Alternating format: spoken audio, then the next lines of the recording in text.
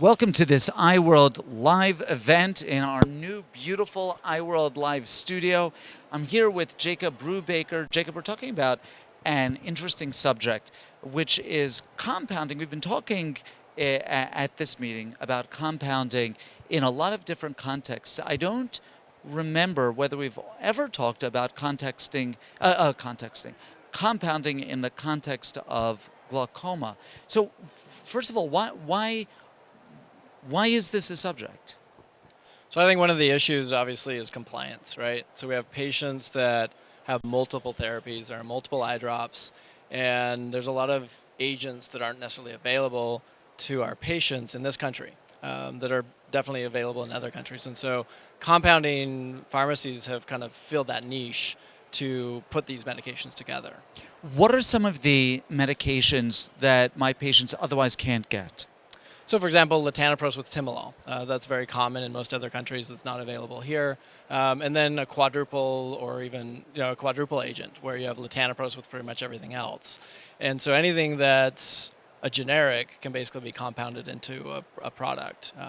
The big question, though, is really is it as effective? And so they can put it together, but the next question is efficacy. Yeah. So before we even get to that, I mean, obviously Right. that's an important thing. The rationale for the sort of multi-poly combinations Right. is for compliance Right. for the patients. What are, aside from efficacy, what are some of the concerns with compounding in this context? So one of the issues is cost, right? So it's not covered by the insurance. So anytime the patient wants to do a compounded drop, they have to, the burden is on them. In most cases, they're preservative-free drops, so keeping them in the fridge and all that, the other kind of issues. Those are some issues. It's not something you can go down the street and pick up. It's something that's mail ordered. They have to set up an account with whichever pharmacy we send it to, and it's mailed to them. And so those are some of the issues, obviously. So it's more for long-term therapy. It's not somebody that has an acute rise in pressure that you'd say, hey, go pick up this compounding drop. So those are some of the issues I think that can come up apart from just efficacy. Sure. So then let's sort of get to the meat as you mentioned it before, which is if we combine these multiple medications, and given that they are combinations that we already prescribe separately Right. for these patients, does the efficacy change? Does incorporating all of these things in the same bottle make them less effective, less potent? And that's a really good question, obviously. So the biggest example that I think we can hallmark is latanoprost with timolol. And so years ago, that was actually something that was studied in the U.S. and did not gain FDA approval, whereas it's available outside the U.S.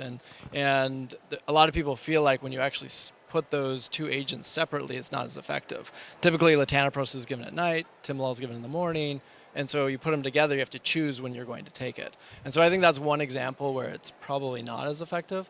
And so you have to really weigh into it. If somebody just can't take it twice a day, it's probably better that they get the two agents once a day than missing it altogether. And so it's a little bit of a juggling act, a little bit. But we really just don't have the data, and that's where it comes into challenging, is trying to compare something that's been kind of combined together in a pot and assuming that it's the same.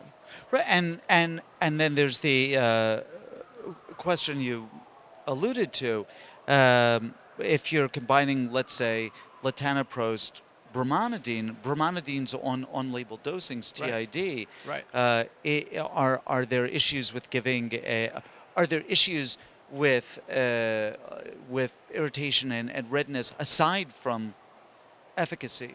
There can be. I mean, one of the advantages, though, is you can get all the eye drops in a preservative-free form, whereas a lot of those products still aren't available. Like bromidine, for example, you can have it with Purite and Alphagan, but it still has a preservative. And so you could get it this way without a preservative. And so from a irritation, dry eye, that sort of standpoint, less preservative for sure. So I think from a tolerability standpoint, it's probably actually better. The big question, though, once again, is going back towards efficacy. Like for carbonic anhydrase inhibitors, the pH has to be quite low, which is why Cosopt and dorzolamide sting Yeah. to actually have efficacy. And so when you toss it all in together, how do you know what the pH is? And that's I think one of the issues is if as we're going down this road. And hopefully with studies and things looking at that, we can kind of compare them going forward. Do compounded glaucoma medications find a place in your practice currently? They do, yeah. So for example, one of my first patients I started using it on was actually, she'd had 2 or 3 surgeries already. The only thing that was working for her at that point was all those surgeries plus 5 eye drops. She was on Repressa plus all the other 4 agents that we're used to. And she had a regimen every night. She said, I put my bottles down and it takes about 35 minutes to get through all my drops. And so I said, let's try the compounding, see if it works, if you tolerate it, if your pressure is still as well controlled as it was. And so we gave it a shot, and she was really happy. She was able to take the drops 1 time at night. They have an agent where you can actually have the 3 drops in the morning, and then 4 drops in the night with the prostaglandin in it. And so she take the one in the morning and then the other one at night, and she's done pretty well. And so I think that in some situations where it's really impacting their life and they're not able to get the drops in as FDA approved, it makes sense. I think we have to be a little bit more careful to make sure it's actually effective in those patients, but that made a pretty big difference in her life. And so that was the impetus for me to start using them. Yeah.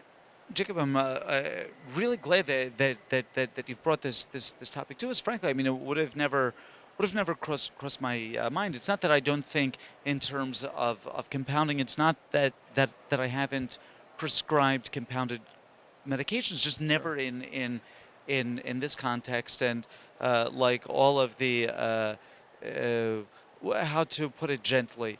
Aging ophthalmologist, in which I count myself as a junior member, glaucoma represents a very large part of my practice. Sure. Jacob, I want to thank you for bringing this cool topic to us, for being so very generous with your time. And I want to thank you, our live viewing audience, for spending some time with us. I learned some new stuff, and I bet that you guys did too.